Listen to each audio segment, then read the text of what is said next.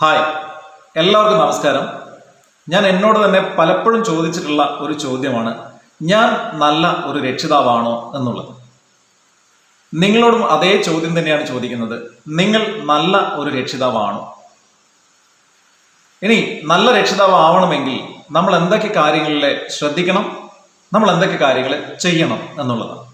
നമ്മൾ നല്ല രക്ഷിതാവ് ആവാൻ വേണ്ടി പലപ്പോഴും നമ്മളെ കുട്ടിയെ പഠിപ്പിക്കുകയും പലതരത്തിലുള്ള ഉപദേശങ്ങൾ കൊടുക്കുകയും മാർഗനിർദ്ദേശങ്ങൾ കൊടുക്കുകയും ഒക്കെ ചെയ്യാറുണ്ട്.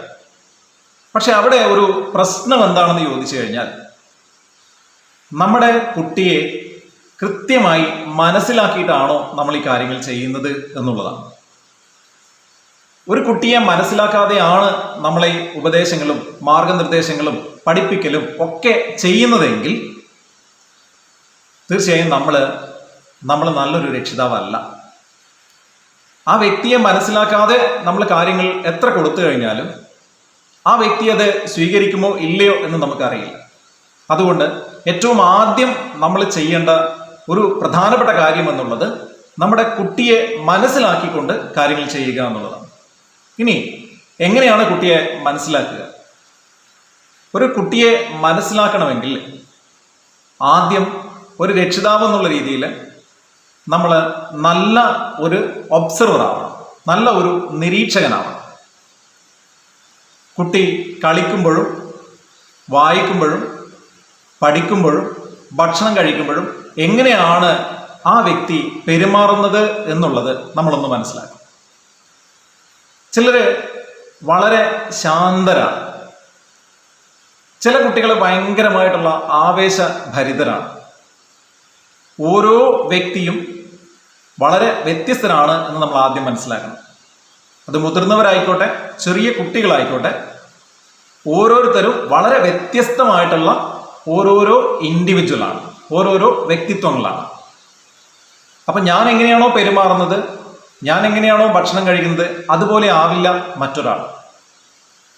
നമ്മൾ പലപ്പോഴും വീടുകളിൽ കണ്ടുവരുന്ന ഒരു കാര്യം, അവരുടെ ചേട്ടനോ അനിയനോ ചേച്ചിയോ അനുജത്തിയോ ഒക്കെ ഉണ്ടാവാം, അവരുമായിട്ട് കമ്പയർ ചെയ്യുന്നത് പലപ്പോഴും കണ്ടിട്ടുണ്ട്.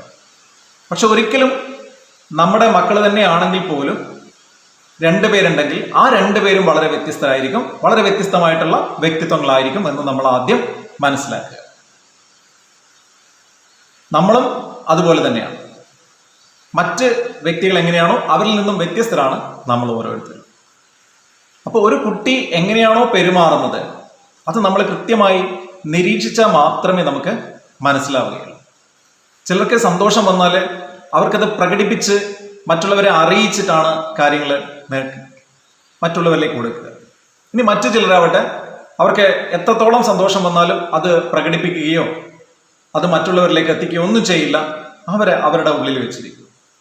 ചിലർ സങ്കടം വന്ന ഒച്ചത്തിൽ കരയും, ചിലര് സങ്കടം വന്നാൽ അത് പുറത്ത് കാണിക്കുകയില്ല. അപ്പൊ അത്തരത്തിലെ ഡിഫറെൻ്റ് ആയിട്ടുള്ള സ്വഭാവങ്ങളും സ്വഭാവ സവിശേഷതകളും ഒക്കെ ഉള്ളവരാണ് നമ്മുടെ മനുഷ്യര്, നമ്മുടെ കുട്ടികളും. അപ്പൊ കുട്ടിയെ മനസ്സിലാക്കാൻ ആദ്യം ചെയ്യേണ്ട ഒന്നാമത്തെ കാര്യം എന്ന് പറയുന്നത് നിരീക്ഷണമാണ്, ഒബ്സർവ് ചെയ്യുക. അവരെങ്ങനെയാണ് കളിക്കുന്നത്, എങ്ങനെയാണ് ബിഹേവ് ചെയ്യുന്നത്, കളിയിൽ ജയിക്കുമ്പോഴും കളിയിൽ തോൽക്കുമ്പോഴും അവരെങ്ങനെയാണ് പെരുമാറുന്നത് എന്നുള്ളത് നമ്മൾ കൃത്യമായി നിരീക്ഷിച്ച് വെക്കുക. അവർ ഉറങ്ങുമ്പോഴായിക്കോട്ടെ, അതുപോലെ ഭക്ഷണം കഴിക്കുമ്പോഴും ഈ ഒരു നിരീക്ഷണം നമുക്ക് ആവശ്യമാണ്. ഇനി രണ്ടാമത്തെ കാര്യം എന്ന് പറയുന്നത്, ഒരു കുട്ടിയെ അല്ലെങ്കിൽ ഒരു വ്യക്തിയെ നമുക്ക് മനസ്സിലാവണമെങ്കിൽ അവരുടെ ഉള്ളിലുള്ള കാര്യങ്ങൾ നമുക്ക് അറിയണം. നമുക്ക് അറിയണമെങ്കിൽ എന്ത് ചെയ്യണം? നമ്മൾ നല്ല ചോദ്യകർത്താക്കളായിരിക്കണം. നല്ല നല്ല ചോദ്യങ്ങൾ ചോദിക്കാൻ വേണ്ടിയിട്ട് നമുക്ക് സാധിക്കണം. അപ്പോൾ നമ്മുടെ മക്കളോട് നമ്മളെ കാര്യങ്ങൾ ചോദിച്ച് മനസ്സിലാക്കണം. അവരുടെ ഇഷ്ടങ്ങളും അവരുടെ ഇഷ്ടമല്ലാത്ത കാര്യങ്ങളും താല്പര്യമുള്ളതും താല്പര്യമില്ലാത്തതുമായിട്ടുള്ള കാര്യങ്ങളെക്കുറിച്ച് കൃത്യമായി നമ്മൾ ചോദിച്ച് മനസ്സിലാക്കുക എന്നുള്ളത്. അപ്പോൾ കുറച്ച് മുതിർന്ന കുട്ടികളാണെങ്കിൽ നമ്മൾ ചോദിച്ചാൽ അപ്പം തന്നെ കാര്യങ്ങൾ പറയണമെന്നില്ല.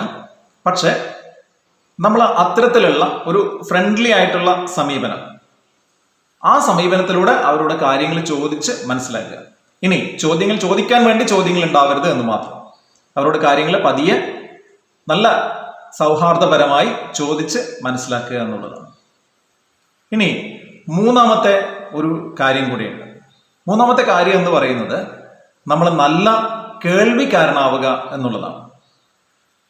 ഇന്ന് കണ്ടുവരുന്ന ഏറ്റവും വലിയ ഒരു പ്രോബ്ലം എന്നുള്ളത് നമുക്ക് മറ്റുള്ളവരെ കേൾക്കാൻ സമയമില്ല എന്നുള്ളതാണ്. അപ്പൊ മറ്റുള്ളവരെ കേട്ടാൽ മാത്രമേ നമുക്ക് അവരെ മനസ്സിലാക്കാൻ വേണ്ടി സാധിക്കൂ. നമ്മൾ ഓരോരുത്തരും നല്ല മക്കളെ കിട്ടാൻ വേണ്ടിയിട്ട്, നല്ല മക്കളെ വളർത്തിയെടുക്കാൻ വേണ്ടിയിട്ട് കഷ്ടപ്പെടുന്നവരാണ്. അപ്പോൾ തീർച്ചയായിട്ടും നമുക്ക് അവർക്ക് കൊടുക്കാൻ പറ്റുന്ന ഏറ്റവും വാല്യുബിൾ ആയിട്ടുള്ള ഒരു കാര്യം എന്ന് പറയുന്നത് അവരെ കേൾക്കാനുള്ള സമയമാണ്. ഒരുപാട് കാര്യങ്ങൾ നമ്മളുമായിട്ട് ഷെയർ ചെയ്യാനും പങ്കുവെക്കാനും പറയാനും ഒക്കെ അവർക്ക് ആഗ്രഹമുണ്ടാവും. പക്ഷെ നമ്മൾ അവരെ കൃത്യമായി കേട്ടിരുന്നാൽ മാത്രമേ നമുക്ക് അവരെ മനസ്സിലാക്കാൻ വേണ്ടിയിട്ട് സാധിക്കുകയുള്ളൂ. അപ്പോൾ അവരെ കേൾക്കാനുള്ള ഒരു സമയം നമ്മൾ കണ്ടെത്തുക, അത് അവർക്ക് നൽകുക. അങ്ങനെയാണെങ്കിൽ അവർ കാര്യങ്ങൾ പറയുകയും അവരെക്കുറിച്ച് കൂടുതൽ നിങ്ങൾക്ക് മനസ്സിലാക്കാൻ സാധിക്കുകയും ചെയ്യും. ഇത്തരത്തിലെ ഒരു വ്യക്തിയെ, ഒരു കുട്ടിയെ മനസ്സിലാക്കിയ ശേഷം നമ്മൾ പെരുമാറുമ്പോഴാണ് നമ്മൾ നല്ല രക്ഷാകർത്താക്കളായിട്ട് നമ്മൾ മാറുന്നത്. അവരുടെ ഇഷ്ടങ്ങൾക്കനുസരിച്ച്, അവരുടെ താല്പര്യങ്ങൾക്കനുസരിച്ച്, അവരുടെ വ്യക്തിത്വത്തിനനുസരിച്ച് നമ്മൾ പെരുമാറുമ്പോൾ തീർച്ചയായിട്ടും അവർ നിങ്ങളെ ആക്സെപ്റ്റ് ചെയ്യുകയും നിങ്ങളൊരു നല്ല റോൾ മോഡലായിട്ട് അവരെ കാണുകയും ചെയ്യും. അപ്പോൾ തീർച്ചയായിട്ടും നിങ്ങളുടെ ജീവിതത്തിൽ ഇത് പ്രാവർത്തികമാക്കുക, നല്ല രക്ഷിതാക്കളാവുക, നല്ല വ്യക്തിത്വങ്ങളെ വളർത്തിയെടുക്കുക. Thank you.